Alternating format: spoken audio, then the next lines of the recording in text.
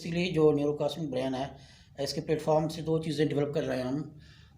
एक तो education system में, दूसरा हेल्थ में, और तीसरा अपने मुल्क में साइंस एंड टेक्नोलॉजी की टेक्नोलॉजी को क्रिएट करने के लिए न्यूरोकॉस्मिक ब्रेन जो हम समझते हैं कि हमारे तालीमी इदारों में, तलबा में, रिसर्चर में और एजुकेशनिस्ट में और हेल्थ सेक्टर में, जो हेल्थ के रिसर्चर हैं, हेल्थ के जो प्रैक्टिशनर हैं, हेल्थ के जो डॉक्टर्स हैं, हेल्थ के जो साइंटिस्ट हैं, वो इसमें बहुत अहम रोल किरदार अदा कर सकते हैं। न्यूरोकॉस्मिक ब्रेन जो कि तख्लीकी जो कि यूनिक है, एक टर्म है जो कि मेरा अपना जैसे कि एक नॉन फिक्शनल ब्रेन है जिस पे बहुत सारे माहिरीन इस पे एग्री हैं कि ये एक फिक्शनल ब्रेन भी है जो कि एग्जिस्ट नहीं करता। ये एक फ्यूचरिस्टिक आइडिया है जो कि आने वाले वक्तों में फ्यूचर में ये ब्रेन बनेगा मुल्कों में और इसकी तहजीब बनेगी।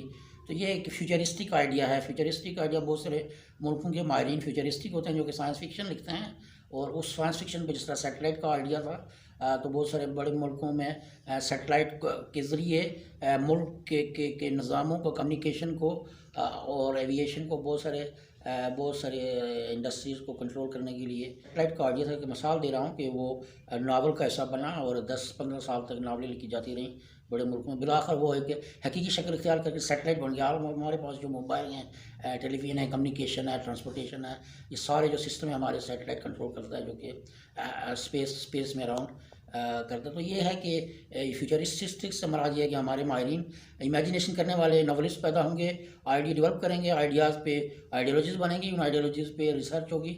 हमारे माहिरीन जो हैं, तख्लीक़कार जो हैं, जो एक्सपर्ट्स रिसर्चर हैं, इंजीनियर हैं, उन आइडियाज़ को इंजीनियर करेंगे और टेक्नोलॉजी बनेगी। वेलकम नाजरीन, आज बड़ी खुशी का मुकाम है कि नोटिंगम यूके से जनाब प्रोफेसर अनीस अख्तर साहब तशरीफ़ लाए हुए हैं। अगरचे इनका ताल्लुक़ कश्मीर से है, लेकिन ये ज़्यादातर वक्त यूके में गुजारते हैं। मेरा नाम डॉक्टर महमूदुर रहमान है और माइंड साइंसेस के हवाले से मेरा इनके साथ साल से ताल्लुक़ है। तो आप इनकी 2 बुक्स हैं जो शाया हो चुकी हैं और मज़ीद अभी आने वाली हैं, और इनकी रिसर्च न्यूरो साइंस पर है। इंसानी दिमाग कुदरत की एक ऐसी कीमती चीज़ है जिसको डेवलप होने में, जिसको इस तरक्की याफ्ता शक्ल अख्तियार करने में 14 बिलियन साल, 14 अरब साल लगे हैं जब से कायनात बनी है। और पहले जो रेप्टालियन ब्रेन था वो तो एनिमल में भी है, लेकिन इंसान को जो शर्फ हासिल है वो इस वजह से है कि इसको प्रीफ्रंटल कॉर्टेक्स जो है वो हासिल है, और उसी से इसको शऊर मिला है, और उसी से इसने तरक्की हासिल की है कि अब ज़मीन की सरहदें पार करके अब ये कायनात की वसतों में जो है हक़ाइक़ तलाश कर रहा है, और अब ये न्यूरोकॉस्मिक ब्रेन बन गया है। तो सबसे पहले तो मैं खुशामदीद कहता हूँ प्रोफेसर अनीस अख्तर को, और उनसे यही सवाल करता हूँ कि आपकी जो पहली बुक्स आई थी और उसमें उन्होंने जिक्र किया था न्यूरो साइंस के हवाले से कि एपिजेनेटिक्स और इसके अलावा जो है इसमें न्यूरोप्लास्टिसिटी, ये इंसानी दिमाग की ऐसी सलाहियतें हैं कि जिनसे काम लेके हम इस ब्रेन को मज़ीद डेवलप कर सकते हैं। तो इस पर वो कुछ रोशनी डालें। जी नाज़रीन, डॉक्टर साहब ने 2 चीज़ें पूछी मुझसे, चूँकि इनसे बरसों बरस का ताल्लुक़ है न्यूरो साइंस के हवाले से, और कोशिश कर रहे हैं हम कि जो न्यूरोकॉस्मिक ब्रेन जो है, सनफ न्यूरोकॉस्मिक ब्रेन को अपनी इस्तिलाह के तौर पे मैंने क्रिएट किया है। ये फ़िलहाल साइंटिफिक लिटरेचर में न्यूरोकॉस्मिक टर्म तो है, लेकिन न्यूरोकॉस्मिक ब्रेन जो है ये मेरी अपनी इस्तिलाह है, जो न्यूरो साइंस और कॉस्मोलॉजी के ज़रिए, कॉस्मोलॉजी की साइंस को हमने मर्ज किया है और उसमें से इनोवेटिव आइडिया निकाला है, जो कि न्यूरो साइंस कॉस्मोलॉजी चूँकि इसमें फ़िज़िक्स आती है, एस्ट्रोनॉमी आती है और यूनिवर्सल कॉस्मोस की साइंसेस आती हैं, तो उनको मिला के हमने मेटाफिज़िक्स के कुछ जो हाई डायमेंशनल जो ब्रेन और स्पेस के जो यूनिवर्स के जो इश्यूज़ हैं उनको हमने मर्ज करके एक न्यूरोकॉस्मिक ब्रेन जो दुनिया का जदीद तरीन ब्रेन होगा, जिस मुल्क में ये ब्रेन डेवलप होगा वो तरक्की करेंगे और उनमें इनोवेशन आएगी,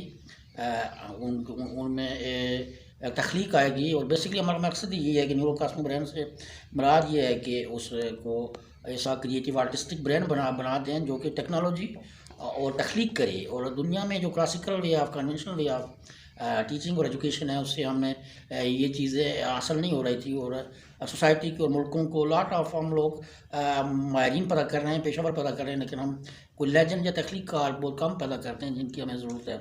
इसी नुक्ता नज़र से हमने पहली किताब जो लिखी थी डॉक्टर फैसल साहब के साथ एक इंटेलेक्चुअल और एक रिश्ता था जिसको हमने डिस्कशन में इनको एक्नॉलेज भी किया, और उससे जो बेसिक आइडिया जो हमने स्टार्ट किया था एपिजेनेटिक्स से, जो कि ग्लोबली रिसर्च हो रही है एपिजेनेटिक्स पे, क्योंकि हमारे पास जेनेटिक्स थी और एवोल्यूशनरी बायोलॉजी थी, और हमारे पास न्यूटनियन फिज़िक्स थी, मैथमेटिक्स था, आइंस्टाइनियन हमारे पास फिज़िक्स आई। तो कहने का मतलब ये है कि एपिजेनेटिक्स साथ साथ सेंचुरीज से डेवलप हो रही थी एवोल्यूशनरी बायोलॉजी के साथ, तो उसको कहीं एज नहीं मिल रहा था। तो अभी ये जो सेंचुरी है, इस सेंचुरी के आखिरी डिकेड जो हैं लास्ट सेंचुरी के, वो उसमें एपिजेनेटिक्स और न्यूरोसाइंस का इमर्ज हुआ। जिस तरह फिज़िक्स 19वीं सेंचुरी में बढ़ के क्वांटम फिज़िक्स तक पहुंची, और इस सारे अरसे में एक सेंचुरी में क्वांटम फिज़िक्स में बहुत सारी इन्वेंशन हुई, बहुत सारी डेवलपमेंट हुई, बहुत सारे इनोवेटिव टेक्नोलॉजीज़ बनी, आइडियालॉजीज़ बनी, और बहुत सारे फिजिसिस्ट ने आइडियालॉजी बनाई, उस आइडियालॉजी पे टेक्नोलॉजीज़ बनी। इसी तरह बेसिकली जो एपिजेनेटिक्स से हमें जो आइडिया मिला है ये मेटाफिज़िक्स से, जो साथ साथ हैं फिज़िक्स और जो एवोल्यूशनरी बायोलॉजी और एवोल्यूशनरी जो साइंस है उसके साथ मेटाफिज़िक्स ग्रो रही थी। तो बेसिकली जो एपिजेनेटिक्स का जो आइडिया न्यूरोसाइंस में आया है, इसने चैलेंज किया है जो एग्जिस्टिंग जो हमारी साइंस है। कुछ साइंटिस्ट ग्लोबल हमारे कहते हैं कि सीडो साइंस है, चूँकि जो ये जिसमें क्वांटम फिज़िक्स है, इसमें क्वांटम से हमारा स्पिरिट है, और स्पिरिट के साथ साथ डेवलपमेंट की जो साइंस है वो मेटाफिज़िक्स है। तो इसके कुछ जो चीज़ें हैं जो ब्रेन को स्टेबलाइज करती हैं, जिस तरह मेडिटेशन है, म्यूज़िक थेरेपी है, गोल सेटिंग है, और एग्जीक्यूटिव ब्रेन फंक्शन है, जो कि ब्रेन को और सोसाइटी को स्टेबलाइज करने में बहुत हेल्प करते हैं। तो इस एक्सपेरिमेंट को हमने थ्योरेटाइज किया, आइडियालॉजीज़ दी, और इस पर हम न्यूरोकॉस्मिक ब्रेन की आइडियालॉजी डेवलप कर रहे हैं। क्या हम इस दौर में 21st सेंचुरी में क्या फिज़िक्स के साथ साथ मेटाफिज़िक्स को साथ शामिल कर सकते हैं अपनी सोसाइटी में और अपनी साइंसेस में। तो ये पहले दो स्कूल ऑफ थॉट्स हैं जो कि बहुत सारे डोमेन्स में एक साथ चल रहे हैं। तो एपिजेनेटिक्स भी बेसिकली उन्हीं दो स्कूल ऑफ थॉट्स का आपस में एक मर्जर है 21st सेंचुरी में, जहाँ पे आपकी फ़िज़िक्स और क्वांटम फिज़िक्स मिलती हैं, जहाँ आपकी एवोल्यूशन और एवोल्यूशनरी बायोलॉजी और एपिजेनेटिक्स आपस में उनका मर्जर होता है। तो ये जो सेंचुरी है इस पे बहुत बड़ी रिसर्च हो रही है। जो हमारे एक्स्ट्रा सेंसरी परसेप्शन है, अब वो एक रियलिटी बन चुकी है। टेलीपैथिक जो साइंस है रियलिटी बन चुकी है। और जो एक्स्ट्रा सेंसरी से मराज ये कि हम माइंड और ब्रेन को दो डिफरेंट चीज़ें समझते हैं। माइंड को मोस्टली लोग समझते हैं कि ये इसके ऊपर कॉन्शियसनेस है, और इसके ऊपर एक्स्ट्रा सेंसरी परसेप्शन होती हैं जो कि फीलिंग्स में नहीं आती, और जो कि सबकॉन्शियस माइंड में डेवलप होती रहती हैं। तो ये जो चीज़ डॉक्टर साहब ने जो क्वेश्चन किया, ये बहुत तवील क्वेश्चन है, जिसका सही आंसर या शॉर्टकट आंसर ये है कि ये दो स्कूल ऑफ थाट्स हैं, इर्तिकाई और मेटाफिज़िक्स की जो स्कूल ऑफ थाट्स हैं उनका आपस में मर्जर हो रहा है डिफरेंट फील्ड्स में। फिज़िक्स में भी हुआ है, बायोलॉजी में भी हुआ है। तो ये जो हमारे पास एपिजेनेटिक्स है, ये एवोल्यूशनरी बायोलॉजी के साथ एक मर्जर है। इस पर रिसर्च हो रही है दुनिया में, और बहुत सारे जो हाई रैंकिंग यूनिवर्सिटीज़ हैं, जिस तरह अमेरिका के नासा, पेंटागन, और जो हॉलीवुड की इंडस्ट्री में आइडियालॉजीज़ पे बुक्स की जा रही हैं। डॉक्टर फैसल जैसे नुमाया न्यूरो साइंटिस्ट इस पे काम कर रहे हैं। इनमें जो हीलिंग के मेथड रैकी और मेडिटेशन और ये जो थेरेपीज़ कर रहे हैं, ये भी उसी का एक हिस्सा है। और ये माहिरीन, डॉक्टर फैसल साहब जैसे माहिरीन इस चीज़ पे एग्री हैं कि ये रियली ये साइंस जो है ना, मेटाफिज़िकल जो साइंस है, एवोल्यूशनरी साइंस से इसके साथ मर्जर है इसका। ये हमारी हेल्थ में, मेंटल हेल्थ में, फिज़िकल हेल्थ में ये एप्लीकेबल है, और इसके नताइज और बेहतर अच्छे और पॉजिटिव हैं, और ब्रेन और सोसाइटी को ये स्ट्रेंथन करने वाले ये एक साइंस है। जी सर। जी बहुत शुक्रिया। अपना प्रोफेसर साहब ने बड़ी तफसील से अपना पस मंज़र बयान किया है गुज़श्ता किताबों का जो उन्होंने तहरीर की हैं, और उन्होंने ये बताया कि म्यूज़िक थेरेपी, मेडिटेशन, रेकी ये चीज़ें हैं जो इंसान के ब्रेन को मज़ीद डेवलप करती हैं, और उससे ऐसे मौजज़ात रूनुमा होते हैं कि जो आम तौर पर मुमकिन दिखाई नहीं देते। तो मैं इनसे मज़ीद ये दरख्वास्त करूँगा कि जो उनकी थ्योरी है कि थिंकिंग को और अपना क्रिएटिविटी को मज़ीद बेहतर बनाकर हम इंसानी दिमाग से कैसे काम ले सकते हैं ज़िंदगी के मुख्तलिफ़ शोबों में, हेल्थ में, एजुकेशन में, और तो उस पर वो मज़ीद रोशनी डालें। और ये कि इसके बाद जो उनका वर्क, इसके मज़ीद फिर मैं पूछना चाहूँगा कि इसके बाद जो उनकी रिसर्च जारी है वो किस सिमत में जा रही है। इसी तरह डॉक्टर साहब का ये सवाल कि क्या ये फ्यूचर में हमारे हेल्थ और एजुकेशन साइंस एंड टेक्नोलॉजी में एप्लीकेबल है, तो हाँ डॉक्टर साहब ये एक वाज़ेह है कि ये जो मॉडल है ब्रेन का, इसके जो अहम जो डोमेन हैं या अहम जो शुबाए ज़िंदगी हैं वो हेल्थ है, एजुकेशन है और साइंस एंड टेक्नोलॉजी है। और हमारे किसी भी मुल्क में जहाँ जहाँ हमें क्रिएटिव तालीम की, ब्रेन की एक ताकतवर ब्रेन बनाने की ज़रूरत है। हर मुल्क में हर मुल्क का, अपने मुल्क का, पाकिस्तान का, किसी भी मुल्क का, वहाँ एजुकेशन सिस्टम जब तक स्ट्रेंथन नहीं होगा, क्रिएटिव नहीं होगा और नहीं होगा, उस वक्त तक हम न्यूरोकॉस्मिक या पावरफुल ब्रेन या तख्लीकी दिमाग पैदा नहीं कर सकते। उसके लिए अल्टरनेटिव टर्म है न्यूरोकॉस्मिक ब्रेन की। तो इसके बहुत सारे डोमेन आते हैं। तख्लीक से मुराद ये है कि उसमें अदब आता है, साइंस आती है, आर्ट आता है, स्पिरिचुअलिटी भी आती है, मेटाफिज़िक्स भी आती है। तो ये सारे जो एरियाज़ अक्रॉस मर्जर होंगे तो उस मुल्क के अंदर एक तख्लीकी जमहूरी या एक स्पिरिचुअल कल्चर डेवलप होगा जिसमें ब्रेन स्टेबलाइज होंगे, सोसाइटीज़ डेवलप होंगी और इंडिविजुअल का और सोसाइटी का, मुल्कों को आपस में हमआहंगी होगी।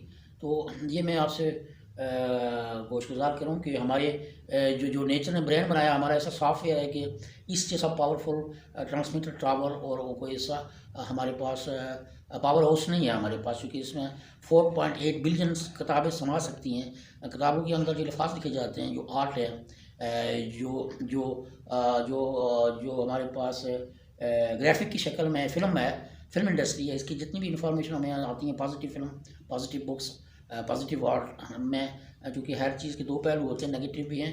तो positive art, positive book industry, positive music industry, positive film industry, positive जो है स्पिरिचुअलिटी, मेटाफिज़िक्स, ये हमें डेवलप करने में ब्रेन को बहुत हेल्प करती हैं। तो ऑफ कोर्स इस ब्रेन के मॉडल को हम कह सकते हैं कि ये एक न्यूरोकॉस्मिक या तख्लीकी दिमाग की एक फ्यूचरिस्टिक आइडिया है, एक ऐसी तहज़ीब बनाने के लिए जो कि जिसमें आला किस्म की आपकी तहज़ीब होगी, जिसमें साइंस, टेक्नोलॉजी और आपकी स्पिरिट और सेल्फ एस्टीम हाईली डेवलप होगी। शुक्रिया जो आपने मज़ीद अपने रिसर्च वर्क पे रोशनी डाली और आपने वजह तौर पे फरमाया कि हमारे यहाँ आमतौर पर तफरीक की जाती है कि ब्रेन और माइंड में, और ये उसकी मिसाल दी जाती है कि ब्रेन जो है ये कंप्यूटर की तरह है, उसके अंदर जो सॉफ्टवेयर है वो माइंड है। तो हम कह सकते हैं कि इंसानी के जिस्म में जो दिमाग है ये लोकल है, लेकिन माइंड जो है वो नॉन लोकल है, वो पलक झपकते में पूरी कायनात का सफ़र कर सकता है। और ये बात बड़ी खुशाइंद है कि अब साइंस फिक्शन से निकल कर और हमारे जो इंसानी जहन की कारकर्दगी है वो फैक्ट्स की तरफ आ रहा है, और अब ज़मीन को मुसख्खर करने के बाद कायनात को मुसख्खर करने के लिए जो इंसानी दिमाग इस्तेमाल हो रहा है।